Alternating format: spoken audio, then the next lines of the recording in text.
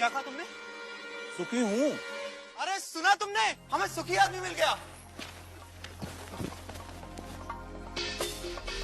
क्या तुम सुखी हो? एक ही बात कितनी बार कहूँ? हाँ मैं सुखी हूँ। लेकिन तुम्हारी कमीज कहाँ है? कमीज? क्या तुमने राजा की घोषणा नहीं सुनी? राजा को सुखी आदमी की कमीज चाहिए। पर मेरे पास तो कमीज नहीं है। क्या तुम्हारे पास कमीज भी नहीं है? फिर तुम सुखी कैसे हुए? मेरा सुख कमीज में नहीं है, मैं ही सुख हूँ। अन्नदाता, वह कह रहा था कि उसका सुख कमीज में नहीं है, वह ही सुख है, वह सुखी है, लेकिन उसके पास कमीज नहीं है। बलभद्र, उसे मेरे पास ले आओ। क्यों? क्या राजा को मेरी और मेरी बैलगाड़ी की सेवा चाहिए? पर उसके पास तो हाथी, घोड़े, रथ। भूरा, राजा को तुम्हारी बैलगाड़ी या तुम्हारी सेवा नहीं चाहिए। राजा तो तुमसे मिलना चाहते हैं। पर मैं राजा से मिलकर क्या करूंगा? शायद वे तुम्हें पुरस्कार देना चाहते हो। पर मैं राजा से पुरस्कार लेकर क्या करूंगा? शायद पुरस्कार के धन से तुम और सुख पा सको, कमीज खरीद सको। दाता, मैं कमीज के बिना भी सुखी हूँ। पर मैंने सुना है कि धन से वस्तुएं मिलती हैं। क्या धन से सुख मिलता है? और जो सुख से भरा हुआ है उसमें और सुख कहां से समाएगा? अगर राजा मुझसे मिलना चाहते हैं तो वो यहाँ आ सकते हैं, मैं उनसे मिल लूंगा। गाड़ीवान ने आने से मना कर दिया अन्नदाता। अन्नदाता को उससे मिलना हो तो हुकुम को ही जाना होगा।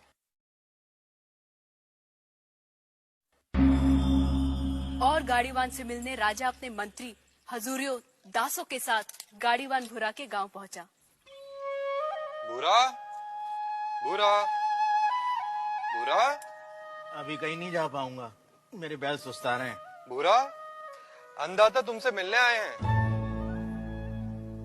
भूरा, कहिए। तुम जो मांगोगे मैं तुम्हें दूंगा। हाथी, घोड़े, दास, दासियां, जो चाहे मांग लो, पर मुझे सुखी होने का रहस्य बता दो। मुझे नींद आ रही है राजा, मुझे सोने दो। राजा हैरान था। दूसरी बार राजा फिर बड़े दल बल के साथ आया। भूरा, भूरा, हाथी, घोड़े, दास, दासियां जितनी चाहे मांग लो, पर मुझे सुखी होने का रहस्य तो बता दो। राजा, हाथी, घोड़े, दास, दासियों के बिना भी मैं सुखी हूँ। फिर कभी आना। तुम्हें क्या चाहिए भूरा? मांग कर तो देखो। मुझे सुखी होने का रहस्य तो बता दो।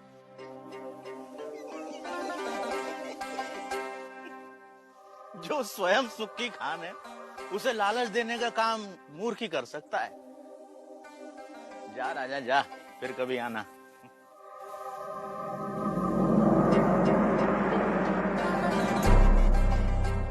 और राजा चला गया। उसे समझ नहीं आया कि गाड़ीवान भूरे को क्या चाहिए था कि अचानक राजा एक दिन अकेले गाड़ीवान के सामने आ खड़ा हुआ।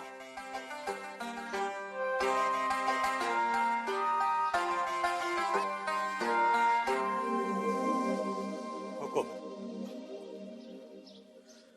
तू फिर आ गया? जब तक आप सुखी होने का रहस्य न बता देंगे मैं तंग करता रहूंगा। मेरी पीठ खुजा सकेगा? हाँ मालिक। ला, खुजा। रहने दे, रहने दे। ठीक से बैठ जा, बैठ ठीक से। पहले ही अपने दिखावे का बोझ छोड़कर आता तो मेरी पीठ खुजलाने से बच जाता। पूछ, क्या जानना चाहता है? यह कैसा रहस्य है कि जिसके पास सैकड़ों कमीजें हैं वह सुखी नहीं है, और जिसके पास कोई कमीज नहीं वह सुखी है? राजे, सुख का कारण कमीज नहीं आत्मा है। जो यह जान लेता है कि सुख का कारण भीतर है, उसे सुखी होने के लिए बाहरी वस्तुओं की जरूरत नहीं पड़ती। पर मन तो हमेशा सुख के लिए बाहरी वस्तुओं के पीछे भागता रहता है। इसीलिए राजे, जो अपने आनंद स्वरूप आत्मा को जान लेता है वह वस्तुओं के पीछे भागना बंद कर देता है। मैं समझा नहीं। राजे, आनंद आत्मा का स्वरूप है। आत्मा अनंत है, इसलिए आनंद भी अनंत है। आत्मा के स्वरूप के कारण व्यक्ति स्वयं से हर क्षण प्रेम करता है। क्या कभी सोचा है कि व्यक्ति बूढ़ा हो जाता है, बीमार हो जाता है, इंद्रियां साथ छोड़ रही होती हैं, मौत द्वार खटखटा रही होती है, फिर भी आदमी जीना चाहता है? क्यों? क्योंकि हर व्यक्ति स्वयं से हर क्षण हर समय प्रेम करता है। यदि दुख स्वयं का स्वरूप होता तो क्या मनुष्य कभी स्वयं से इतना प्रेम करता? कभी तुमने सोचा है कि कभी कभी आत्महत्या का विचार क्यों आता है? नहीं मालिक। क्या है आत्महत्या का विचार? क्यों भावना के वश में आदमी मन, बुद्धि और शरीर आदि को खत्म कर देना चाहता है? क्योंकि आत्महत्या का विचार भी आत्म प्रेम को ही व्यक्त करता है। जब व्यक्ति दुख और दुख देने वाली स्थितियों से छुटकारा नहीं देखता, तब वह अज्ञानता में आत्महत्या को ही दुखों से छुटकारा पाने का रास्ता समझता है। इतना है मनुष्य का स्वयं के प्रति प्रेम कि वह अपने अस्तित्व को भी समाप्त कर देना चाहता है। सुख भीतर है तो मनुष्य बाहर संसार के पीछे भागता क्यों है? क्योंकि वह स्वयं से प्रेम करता है। मनुष्य जिसकी भी अभिलाषा करता है, चाहे वह धन हो या वैभव, पत्नी, पति या पुत्र हो, वे सिर्फ उपकरण हैं जिनकी अभिलाषा मनुष्य स्वयं के सुख के लिए करता है। मनुष्य अपनी प्रियतम वस्तु या संबंधी को भी छोड़ देता है यदि वह वस्तु या वे संबंध दुख का कारण हो जाए। इसलिए मनुष्य सबसे अधिक स्वयं से प्रेम करता है। कोई भी व्यक्ति, चाहे वह संसार को पाने या संसार को छोड़ने की राह पर ही क्यों न चल रहा हो, वह स्वयं के लिए ही है। स्वयं के लिए इतना प्रेम कि या तो सारा संसार या संसार नहीं। स्वयं के प्रति इतना प्रेम ही आत्मा के सुख स्वरूप का प्रमाण है। यदि ऐसा नहीं होता तो मनुष्य दुखों से प्रेम करता।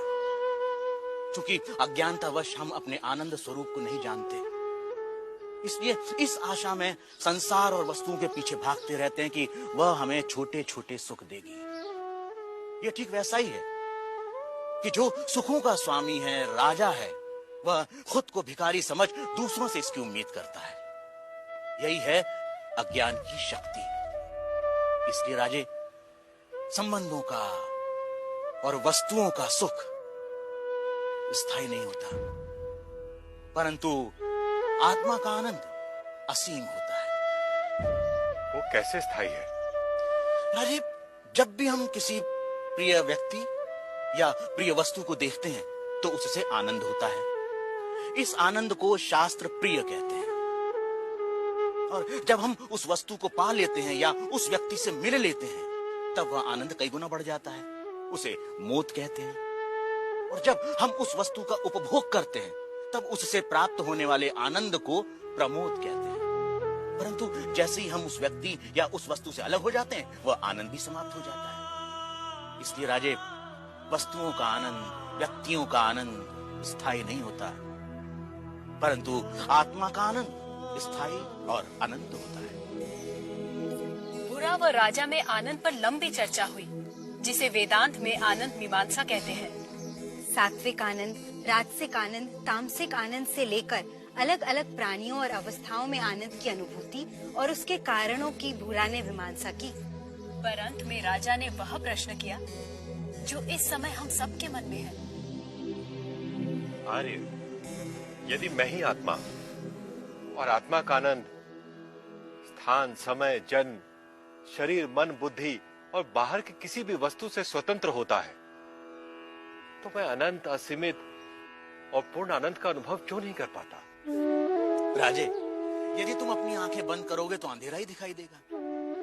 जब तक तुम शरीर, मन, बुद्धि, संसार, वस्तुएं, रस, भाव और विचारों की ओर ही देखोगे, तब तक तुम उस अनंत, असीमित और पूर्ण का अनुभव नहीं कर सकोगे। इसमें गलती आत्मा की नहीं, हमारे दृष्टिकोण की है। इसलिए राजे, यदि सुख चाहते हो तो बाहर नहीं, भीतर देखो।